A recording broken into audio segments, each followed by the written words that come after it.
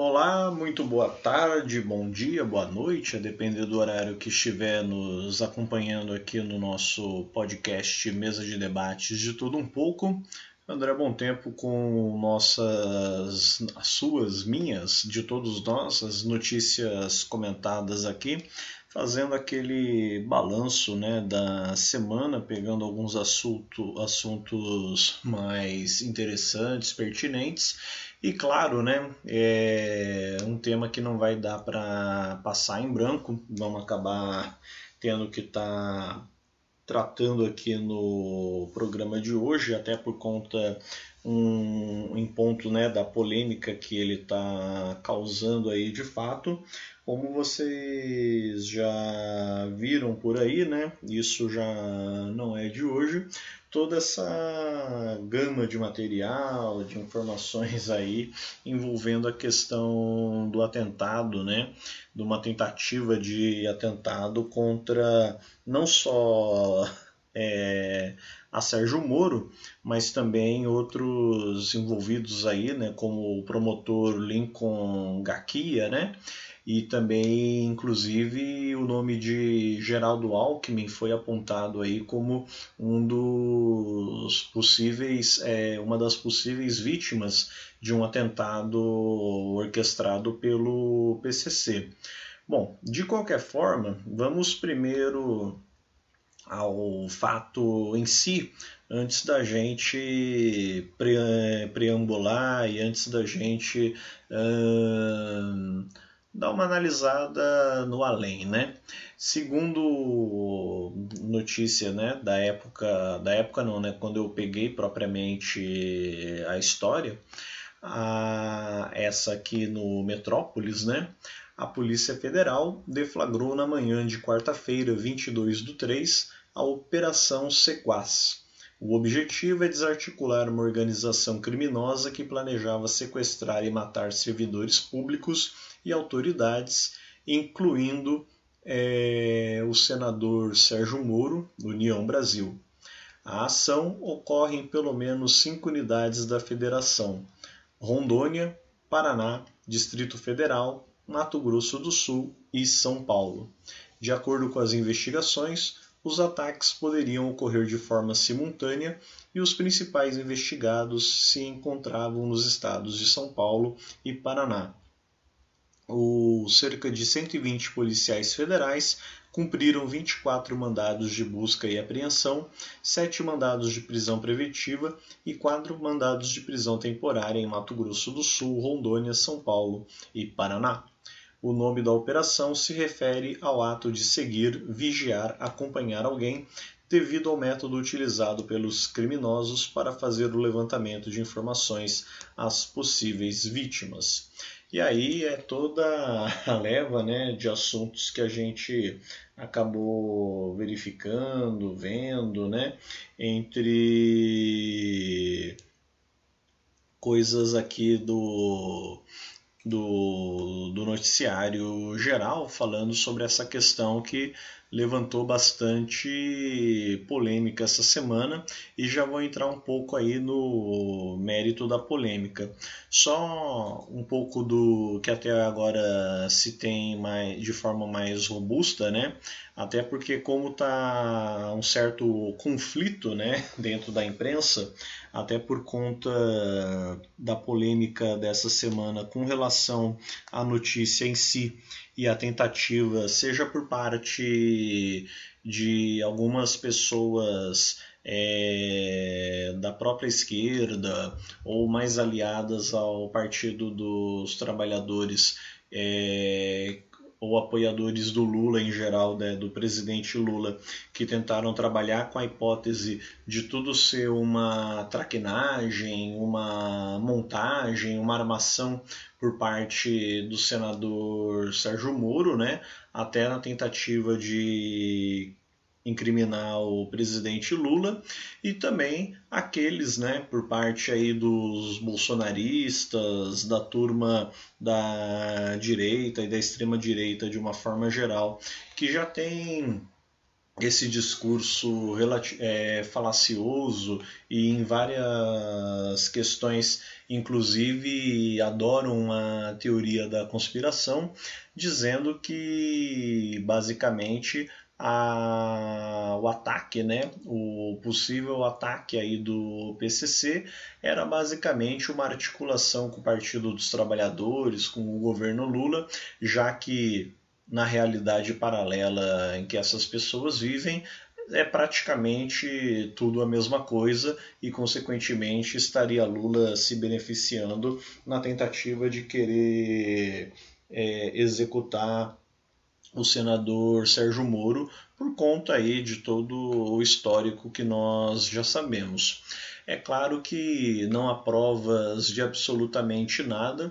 O que temos em si é o caso concreto de uma operação policial que detectou e verificou que havia sim um plano do PCC. Diga-se de passagem, o PCC, que é uma organização criminosa, inclusive muito maior do que toda essa nossa estrutura partidária, todos esses nossos aparatos, né? Então fica com esse discurso de que o PCC está subordinado ao PT, ou está subordinado ao partido A, ao partido A, ao partido C, ou tá fazendo em nome daquele, desse. Na verdade, o PCC ele é inclusive muito maior do que isso. Então, fica até falacioso também querer atribuir certas críticas, certos comentários e tentar apontar, seja o presidente Lula, o seu partido, ou quem quer que seja, como alguém que estivesse aí sobre o comando, né, do que vem a ser o PCC. Então, o que se tem de concreto aí, de fato, até pegando a nota aqui da revista Carta Capital, falar um pouco do que temos até o momento mais atualizado.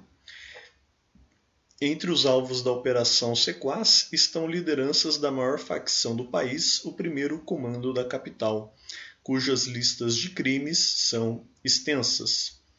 A Polícia Federal desmantelou nesta quarta-feira, 22, os planos de uma organização criminosa que planejava matar o senador Sérgio Moro, do União Brasil do Paraná, o promotor de justiça Lincoln Gaquia e outras autoridades. Os crimes, segundo a Polícia Federal, seriam cometidos em ao menos 5 estados.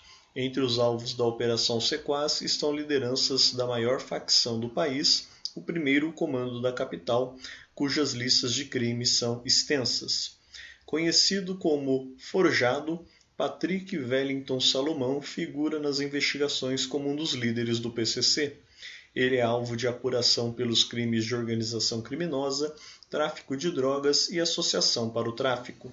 Além disso, foi identificado pelo Ministério Público de São Paulo como operador de transações milionárias feitas com dinheiro obtido pelo crime.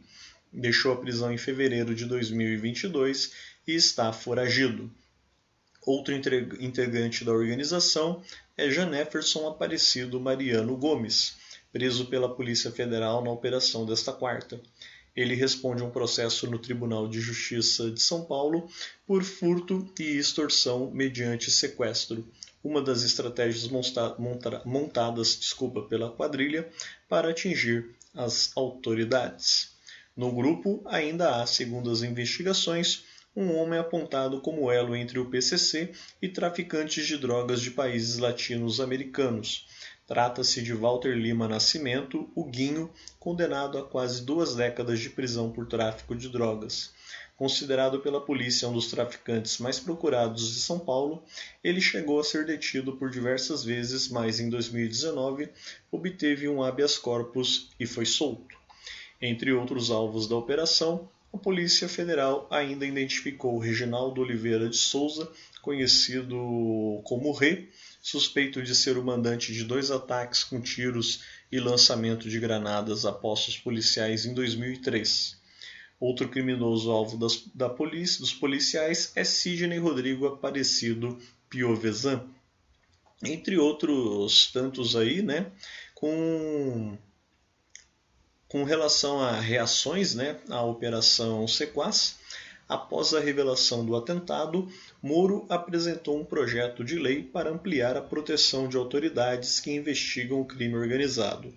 Com a proposta, a legislação passaria a reconhecer a conspiração para obstrução de ações contra o crime organizado e a obstrução de ações contra o crime organizado como delitos. O ex-juiz ainda criticou uma declaração do presidente Lula contra ele, classificou a informação como infeliz e alegou que esse tipo de discurso incitaria à violência. Diante de tentativas de ligar os discursos aos planos de ataque criminosos contra Moro, o ministro da Justiça Flávio Dino repudiou a politização das investigações. E aí, é claro, né, a gente acaba vendo a partir daí toda uma gama, né, de politização, ou melhor dizendo, de politicagem, né? Porque a politização eu ainda parto do princípio que é no viés da chamada política, né? No sentido bom do termo. Porém, quando se envolve toda essa politicagem, né? Essa briga de entes grandes aí, sempre brigando pela disputa pelo poder entre os diversos representantes aí da classe dominante, né, da burguesia em geral, aí a gente acaba vendo nada mais, nada menos do que velhos inimigos, né? Como, por exemplo, o próprio senador Sérgio Moro e Lula num outro patamar, tendo que fazer esses diversos arranca-rabos aí. Lula pode ter sido infeliz na sua frase, embora ela não deva ser retirada de contexto, ao falar que só ficaria tranquilo, né, quando ferrasse, né, com o Moro. Embora não tenha sido especificamente esse o termo utilizado, bem, vocês já entenderam dentro do contexto que eu estou querendo aqui trazer. O ponto principal é que a gente não deve entrar nessa, entre aspas, picuinha, até porque o buraco é muito mais embaixo e o que se tem de fato concreto é que houve aí uma tentativa do PCC, né, entre outras organizações criminosas, de realizar aí, né, os atentados, fazer aí uma série de sequestros e execuções, inclusive por conta de que Moro, quando ministro da Justiça, havia lançado algumas portarias, entre outros, que consequentemente apertaram mais a, digamos assim, relativa bonança que líderes de facções, que líderes do crime tinham em vários presídios brasileiros, né? Fora outros criminosos de uma forma geral.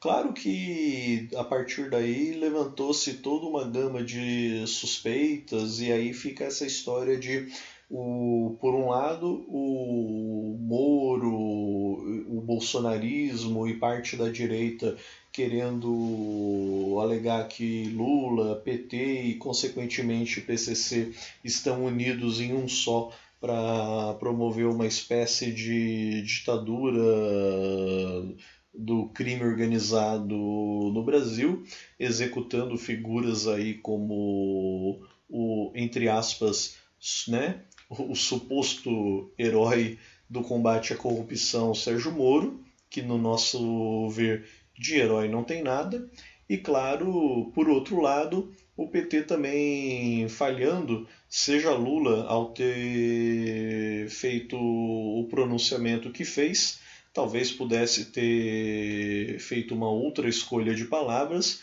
porém, como bem devemos dizer, isso não justifica tirar a frase de contexto para tentar usar como prova ou qualquer outra forma de incriminar o presidente Lula, como se ele fosse uma espécie de mandante dessa operação que sequer chegou a ocorrer de fato, já que a Polícia Federal fez aí as devidas investigações, intervenções e inclusive acabou impedindo qualquer ação que poderia talvez de fato ter ocorrido.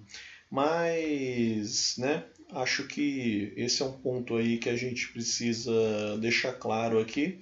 E lembrando, né, nós do Mesa de Debates, apenas nos baseando também em outros jornais, trazemos aqui a notícia nua e crua e sem ficar entrando no mérito de briguinhas ali e aqui e os diversos arranca-rabos que a direita e a extrema-direita e também a esquerda petista, a esquerda governista vão acabar abraçando como forma de fazer a sua politicagem e, claro, atacar um ao outro da forma mais baixa possível. De qualquer forma, acompanharemos mais essas e outras informações.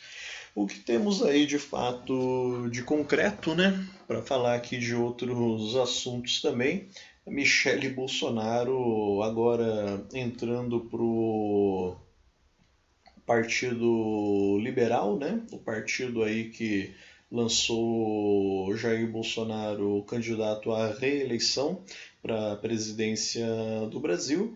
E agora temos aí a Michele, né? Entrando aí no partido e claro, como já foi até mesmo dito, com a possibilidade de ser candidata à presidência agora nas eleições de 2026, né?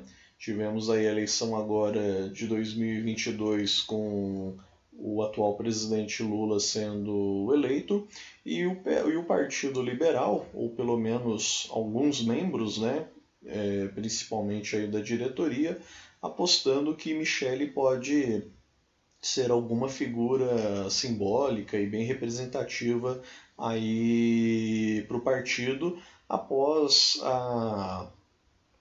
todos os ocorridos com o presidente Bolsonaro, que sequer conseguiu se reeleger. Mas, pegando aqui a frase de Josias de Souza, né, que literalmente escreveu dessa forma e da qual concordo com ele, né, para encerrar aqui esse assunto, PL, né, o Partido Liberal, alimenta ficção ao fazer de Michele Bolsonaro mais do que ela pode ser. Bom, não vou entrar mais no mérito da questão, né? Quem quiser que leia aí a coluna do Josias de Souza. Não estou dizendo que eu concorde com tudo plenamente com ele, mas acho que nessa colocação ele foi bastante certeiro. De qualquer forma, né, voltando aqui a outros assuntos, também estamos vendo aí questões da economia, né? E, claro, em que pese mexer com política de juros seja importante, mas faço aqui as minhas palavras da posição de grande parte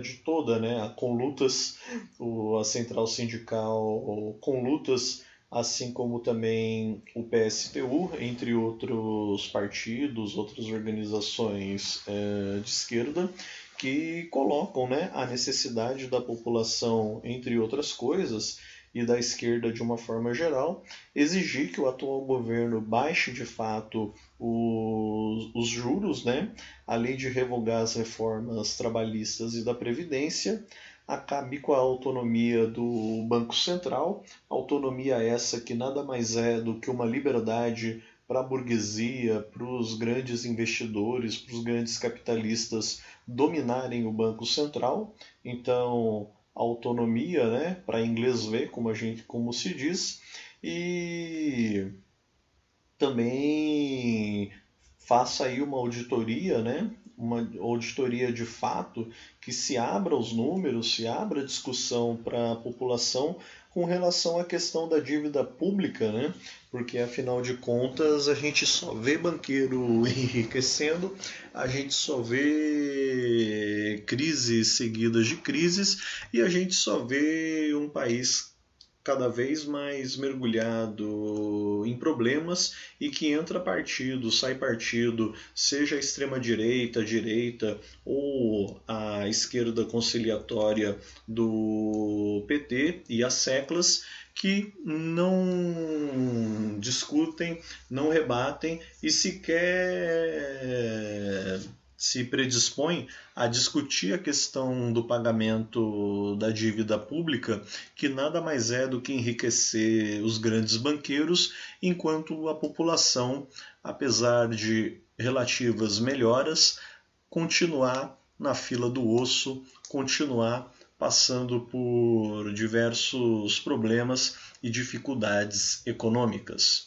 Falando em dificuldades econômicas, temos aqui que parabenizar a ação dos trabalhadores, né, e trabalhadoras do metrô de São Paulo e Grande São Paulo.